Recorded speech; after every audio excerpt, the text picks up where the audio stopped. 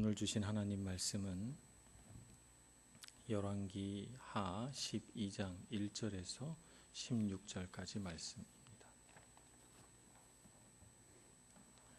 열왕기하 12장 1절에서 16절까지 말씀, 구약성경 582쪽입니다. 저와 여러분이 한 절씩 교독하겠습니다. 예후의 제7년에 요아스가 왕이 되어 예루살렘에서 40년간을 통치하니라. 그의 어머니의 이름은 시비아라 브일세바 사람이더라. 요아스는 제사장 여호야다가 그를 교훈하는 모든 날 동안에는 여호와 보시기에 정직히 행하였으되 다만 산당들을 제거하지 아니하였으므로 백성이 여전히 산당에서 제사하며 분향하였더라. 요아스가 제사장들에게 이르되 여호와의 성전에 거룩하게 하여 드리는 모든 은 곧 사람이 통용하는 은이나 각 사람의 몸값으로 드리는 은이나 자원하여 여호와의 성전에 드리는 모든 은을 제사장들이 각각 아는 자에게서 받아 들여 성전의 어느 곳이든지 파손된 것을 보거든 그것으로 수리하라 하였으나 요아스 왕 제23년에 이르도록 제사장들이 성전의 파손한 데를 수리하지 아니하였는지라. 요아스 왕이 대제사장 여호야다와 제사장들을 불러 이르되 너희가 어찌하여 성전의 파손한 데를 수리하지 아니하였느냐. 이제부터는 너희가 아는 사람에게서 은을 받지 말고 그들이 성전의 파손된 데를 위하여 드리게 하라. 제사장들이 다시는 백성에게 은을 받지도 아니하고 성전 파손된 것을 수리하지도 아니하기로 동의하니라. 제사장 여호야다가 한 궤를 가져다가 그것의 뚜껑에 구멍을 뚫어 여호와의 전 문어귀 오른쪽 곧 제단 옆에 두매 여호와의 성전에 가져오는 모든 은을 다 문을 지키는 제사장들이 그 궤에 넣더라. 이에 그 궤 가운데 은이 많은 것을 보면 왕의 서기와 대제사장이 올라와서 여호와의 성전에 있는 대로 그 은을 계산하여 봉하고 그 달아본 은을 일하는 자 곧 여호와의 성전을 맡은 자의 손에 넘기면 그들은 곧 또 여호와의 성전을 수리하는 목수와 건축하는 자들에게 주고 속수에게 주고 또 여호와의 성전 파손한 데를 수리할 제목과 다듬은 돌을 사게 하며 그 성전을 수리할 모든 물건을 위하여 쓰게 하였으되 여호와의 성전에 드린 그 은으로 그 성전의 은 대접이나 불집게나 주발이나 나팔이나 아무 금그릇이나 은그릇도 만들지 아니하고 그 은을 일하는 자에게 주어 그것으로 여호와의 성전을 수리하게 하였으며 또 그 은을 받아 일꾼에게 주는 사람들과 회개하지 아니하였으니 이는 그들이 성실히 일을 하였음이라. 속건제의 은과 속죄제의 은은 여호와의 성전에 드리지 아니하고 제사장에게 돌렸더라. 아멘. 오늘 소개된 요아스 왕은 그 앞에 자신의 할머니 아달랴라고 하는 이 여인은 북이스라엘의 아합 왕의 딸이었다고 했습니다. 이 아달랴가 아들 아하시아가 죽은 것을 기화로 삼아서 왕권을 불법으로 장악하고 그 아하시아의 모든 아들을 죽일 때 살아남은 이 아들이 요아스입니다. 무려 성전에 6년간이나 갇혀서 숨어 지내다가 기적적으로 제사장 여호야다의 손을 힘입어서 7세에 왕위에 앉게 됩니다. 7세에 그가 왕이 돼서 40년간을 이스라엘을 다스렸으니까 그는 47세까지 산 셈이고 오늘 말씀에 보면 그가 다스린 지 23년 되던 해에 그 하나님의 성전을 수리하기 위하여 제사장들을 독촉하는 얘기가 나오니까 성전을 수리한 때가 그 나이 30세 정도 됐을 때 성전을 수리하기 위한 어떤 역사를 그가 일으켜 나가게 됩니다. 이 요아스라고 하는 왕의 평가를 보면 이 열왕기서에서는 대단히 좋게 평가하고 있습니다만 역대하를 살펴보면 그의 평가가 엇갈리게 되는 것을 보게 됩니다. 같은 왕인데 그가 명암이 분명하게 교차된다는 것을 우리가 성경을 통해서 알 수가 있습니다. 그래서 그의 삶에 대한 명암을 구분하려면 한 가지 힌트가 되는 성경 말씀을 우리가 찾아볼 수가 있는데, 오늘 12장 2절에 보면 요아스 왕을 이렇게 평가합니다. 요아스는 제사장 여호야다가 그를 교훈하는 모든 날 동안에는 여호와 보시기에 온전히 정직히 행하였으되라고 기록하고 있습니다. 그러니까 여호야다라고 하는 이 제사장이 살아있는 날 동안에는 정직히 행하였고, 이 여호야다가 살아있지 못한 날, 그가 죽고 없어진 날부터는 문제가 생겼다는 것을 이 성경이 암시하고 있습니다. 여호야다라고 하는 이 출중한 제사장은 그 선왕 아하시야 왕 때도 이스라엘을 하나님의 은혜의 통로로 잘 다스렸고, 아달랴가 불법으로 왕권을 쟁취하고 스스로 여왕이라 자처하며 불법을 행하고 우상 숭배를 일삼은 그 6년의 기간 동안에도 그는 묵묵히 하나님께 제사했고, 그리고 이 어린 왕이 7세 왕위에 등극해서 수많은 정치적인 위협과 여러 가지 위험이 있었음에도 불구하고 왕을 지키며 끝까지 하나님의 나라로 다스려 나가기에 힘쓴 사람이 여호야다입니다. 그가 130세라고 하는 장수를 누리고 하나님 앞에 돌아가자 이 요아스는 왕이 변하게 됩니다. 그래서 오늘은 요아스 왕의 전반부와 후반부를 이렇게 나눠서 생각해 보아야 할 것 같습니다. 전반부에는 그가 여호야다의 가르침을 받아서 아주 영성이 뛰어난 왕이 됩니다. 그래서 그의 할머니 아달랴가 여호와의 성전을 더럽혔던 일을 생각하고 그가 철이 들기 시작하면서 하나님의 성전을 보수하는 일이 그에게 가장 큰 소망이 됩니다. 여호와의 성전에서 그 할머니 아달랴는 바알 신을 숭배를 했고, 성전에 있는 그 값진 기물들을, 여호와께 제사 드려야 할 그 기물들을 우상 숭배하는 데 사용하고, 성경을 이리저리 파괴하여 정말 하나님의 아름다운 성전을 우상 숭배에 적당한 곳으로 혹은 경건하고 거룩한 곳을 파괴하여 하나님을 섬기지 못하도록 했기 때문에 그는 그것이 너무 안타까워서 제사장들에게 혹은 성전에 바치는 은을 모았다가 성전 수리하는 데 사용하고자 했습니다. 그러나 웬일인지 이 레위 족속들과 제사장들은 그 일에 이 요아스 왕에게 협조를 해주지 않죠. 아마 그들의 생계가 거기에 딸려있기 때문이고 무슨 일인지 모르지만 이것이 잘 이루어지지 않게 됩니다. 그래서 그때 여호야다 대제사장이 한 가지 지혜로운 생각을 내게 되는데, 성전 오른쪽에 궤를 만들어서 성전을 위한, 성전 보수를 위한 헌금을 따로 받게 됩니다.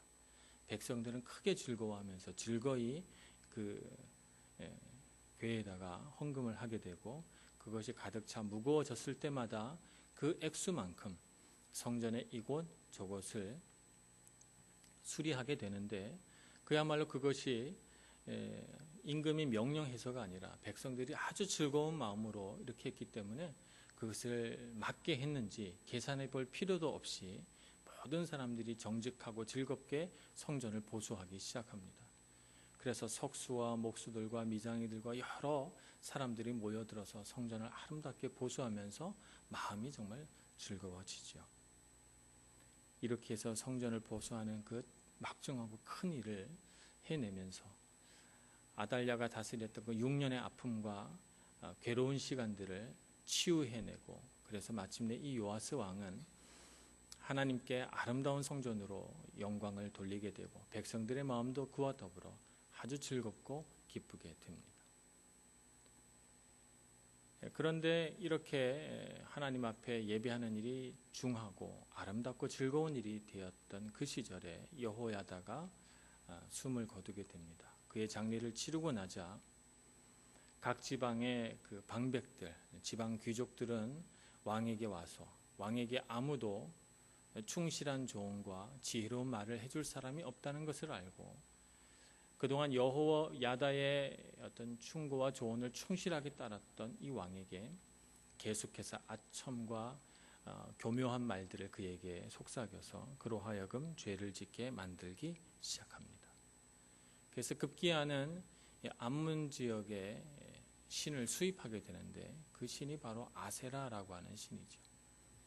중동 지방에 널리 퍼져 있던 별과 달을 숭배하는 신앙입니다.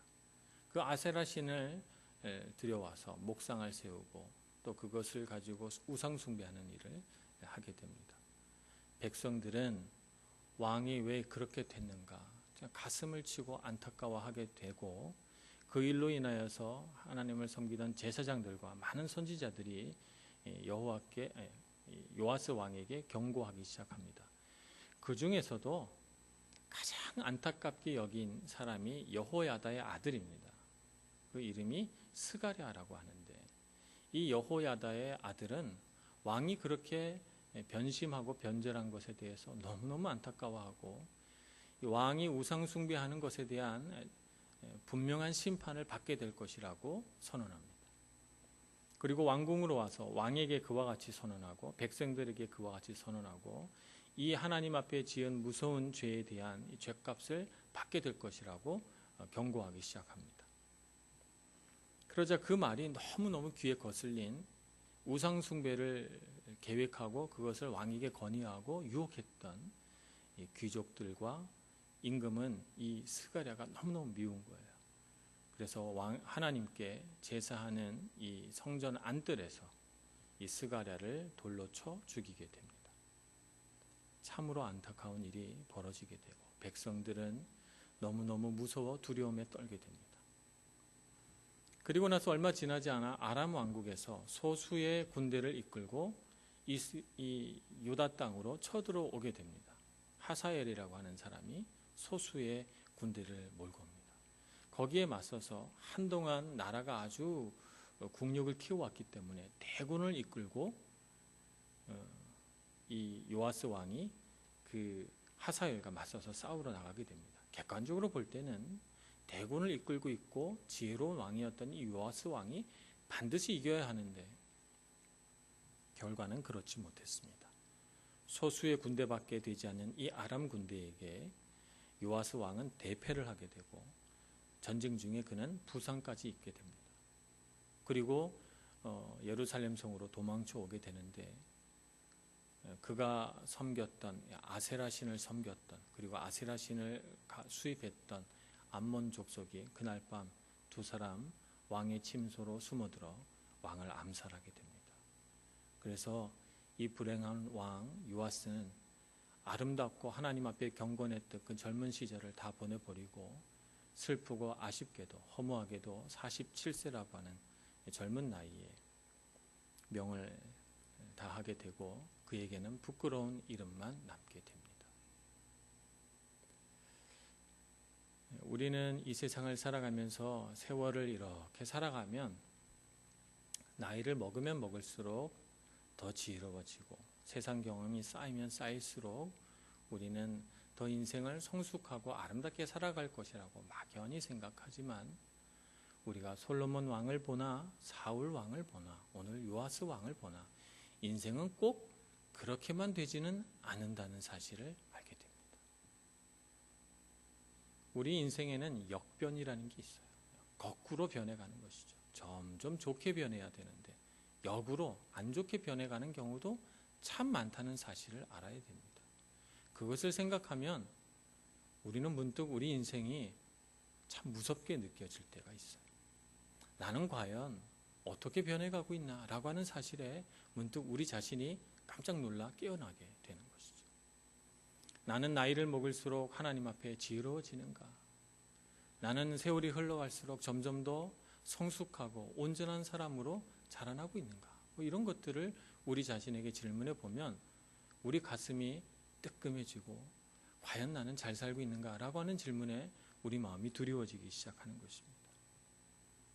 그래서 우리가 요아스 왕처럼 되지 않으려면 사울 왕이나 솔로몬처럼 처음에는 하나님을 잘 믿었다가 나중에 갈수록 하나님을 배반하여 죄된 삶으로 가서 결국에는 불행한 인생을 살지 않으려면 우리는 우리가 살아가는 날 동안 어떻게 해야 될까라고 하는 질문이 금세 우리 자신에게 떠오르는 것입니다. 그래서 오늘은 우리 인생을 끝까지 하나님 앞에서 아름답게 성장시켜 나가기 위해 필요한 것들 몇 가지를 같이 묵상해 보고자 합니다. 요아스 왕처럼 되지 않으려면 우리는 사람 대신 말씀을 붙들어야 합니다. 요아스 왕에게 있어서 가장 큰 실수는 여호야다를 봤다는 것입니다. 사람은 아무리 훌륭한 사람이라도 우리에게 실망을 줄 때가 있고, 실망을 주지 않는다 하더라도 언젠가 그 사람은 우리 곁에서 떠나갑니다. 그러니 사람을 바라보고 신앙생활을 하면 반드시 사람 때문에 낭패를 보게 됩니다. 오늘 요아스 왕에게 있어서 가장 큰 실수는 그 자신의 믿음과 신앙을 말씀에 의지해서 자기가 하나님을 만나지 않고 여호야다를 보면서 하나님을 만났다는 사실입니다. 우리는 하나님을 1대1의 관계 안에서 하나님과 나만의 비밀한 그런 관계 안에서 정말 우리가 1대1로 주님을 만나는 신앙을 가져야 합니다. 우리 앞에 하나님과 나 사이에 사람이 있으면 안 됩니다. 그래서 그 사람이 내게 좋은 조언과 신앙생활을 잘할 수 있는 여러 가지 자극과 충고와 조언을 해주면 신앙생활을 잘 하다가 그 사람이 사라지거나 그 사람이 나에게 시험을 들게 하면 그러면 나도 같이 시험이 들고 내 삶도 같이 요동을 치는 그런 삶을 살아가면 절대 안 되는 것입니다. 우리는 무엇을 우리 마음의 중심으로 삼고 살아가야 되는가 하면 말씀을 우리 삶의 좌표로 삼아야 됩니다. 말씀을 꼭 붙들고 살아야죠. 그러기 위해서는 내가 중심으로 잡고 살아가는 말씀이 있어야 합니다. 막연하게 성경에 있는 말씀 내가 자주 보면 좋지 이렇게 생각을 하면 성경의 말씀이 너무 많기 때문에 어느 말씀이 내 말씀이 되는지 어느 말씀을 붙잡고 살아야 하는지 흐려져 버립니다. 그래서 하나님께 우리는 꼭 나에게 필요한 말씀, 그 말씀 또 세월이 지나면서 그 시대마다 내 나이마다 내가 붙들고 살아야 할 내 인생의 좌표가 되는 말씀을 자꾸 붙들어야 합니다. 20대 때부터 내가 늙어 죽을 때까지 붙들어야 할 말씀도 있고 내가 20대에 붙들 말씀, 30대에 붙들 말씀, 봄에 붙들 말씀, 가을에 붙들 말씀이 따로 있는 것처럼 하나님의 말씀에 민감해서 지금 나에게 하시고 있는 말씀하시고 있는 하나님의 음성을 듣고 그 말씀을 딱 붙들어서 그 말씀이 능력을 내 삶에 발휘할 때까지 계속 붙들고 가야 되는 것이죠. 그런 말씀을 우리는 자꾸 묵상해야 합니다. 그런 약속의 말씀들을 자꾸 우리 마음에 품어야 되고 그 말씀을 암송해야 되고 그 말씀이 가지고 있는 비밀한 뜻들을 밝혀내기 위해서 열심히 그 말씀 가운데로 나아가야 하는 것입니다. 그 다음 필요한 일은 우리 영혼을 기경하는 일입니다. 요아스 왕에게 있어서 가장 두 번째 되는 실수는 그 영혼을 기경하지 않았다는 것입니다. 여호야다가 말씀하면 대제사장이 이야기하면 순종하는 믿음은 참 좋습니다. 아버지가 일찍 죽었으니까 아마 이 여호야다를 요아스 왕은 아버지처럼 생각하고 잘 따랐는지도 모르겠습니다. 그러나 그가 그 영혼 가운데 말씀을 묵상하면서 깊이 자기의 영혼을 기경하지 않으니까 여호야다가 죽은 뒤에 그의 영혼은 그냥 황무지 상태인 것이죠. 그냥 허허벌판인 것이죠. 그러니 수많은 사람들이 와서 그 허허벌판이고 빈 땅인 그의 영혼 가운데 온갖 가시덤불과 잡초들을 심어놓고 마른 것입니다. 그는 자기의 영혼을 기경할 능력이 없었기 때문에 잡초는 잡초대로 자라고 가시나무는 가시나무대로 자라게 그냥 방치했던 것입니다. 그 결과 그는 우상숭배라는 끔찍한 결과 가운데로 자기도 모르는 사이에 끌려 들어간 것입니다. 우리는 우리 영혼을 기경해야 합니다. 기경한다는 말은 농사 용어인데 겨울철에 얼어붙은 땅을 봄이 되면 쟁기로 갈아엎는다는 것을 기경한다 이렇게 말합니다. 쟁기로 갈아엎는 것이죠. 겨울 동안 눈도 내리고 비도 오고 식물도 자라지 않아서 땅은 어느새 딱딱하게 굳어 지표면에서부터 상당히 깊은 곳까지 말라붙어 메말라 있습니다. 그 땅을 갈아엎는 것이죠. 쟁기로 갈아엎어서 얼마나 수고로운 일입니까? 그냥 딱딱한 땅을 힘을 다해서 땀을 뻘뻘 흘리며 갈아엎으면 그 땅은 비로소 부드러운 땅이 되고 이 부드러운 땅에 씨앗이 뿌려져야 싹이 나고 자라게 되는 것입니다. 딱딱하고 메마른 땅에는 아무리 씨앗이 떨어져도 그 씨앗이 파고들 곳이 없고 자라날 수 있는 환경이 되지 못하는 것이죠. 그래서 우리는 자꾸 우리 마음을 갈아엎어야 됩니다. 갈아엎지 않는다고 누가 우리에게 뭐라고 하겠습니까? 그냥 땅이 그냥 있으니까 그냥 있는다고 해서 누가 우리에게 뭐라고 하겠습니까? 아무도 우리에게 말하지 않을 때, 아무도 우리에게 그것이 비정상이라고 말하지 않을 때 내 스스로 내 영혼의 빈 곳을 찾아, 내 영혼의 메마른 땅을 찾아, 내 영혼의 황무지를 찾아서 갈아엎는 것입니다. 갈아엎어서 그 땅이 부드러운 땅, 그 땅이 하나님 말씀이 심겨져서 자랄 수 있는 그런 비옥한 곳으로 갈아엎어 내는 것이죠. 힘들고 어렵고 때로는 아프기까지 합니다. 그러나 그것을 갈아엎을 때 하나님의 말씀이 떨어져 싹이 나고 그 땅이 옥토가 되고 나무가 자라 큰 나무로 자라게 되는 것을 보게 될 것입니다. 그래서 우리 땅에, 우리 마음에 빈 땅이 없어야 됩니다. 이것도 수목이 울창한 숲, 저것도 수목이 울창한 숲이 돼서 빈 땅, 메마른 땅, 황무지가 점점 줄어들 때 우리의 영혼은 하나님 보시기에 아름다운 영혼이 되는 것이죠. 그러므로 아무도 내게 문제가 있다고 말하지 않을 때 하나님 앞에 서서 하나님 내 메마른 땅 황무지를 보여주옵소서 해서 갈아엎는 여러분들이 되시기를 바랍니다. 그러면 우리 삶 가운데 위기가 왔을 때에도 우리는 흔들리지 않고 오히려 그 기회를 삼아 우리는 또 갈아엎게 될 것입니다. 우리 영혼을. 세 번째 우리가 해야 할 것은 한계 상황에서 우리의 믿음을 테스트해야 됩니다. 하나님은 정말 그렇게 해내기를 원하십니다. 우리에게 믿음이 있다고 한다면 그것은 절대 거짓말이 아닐 것입니다.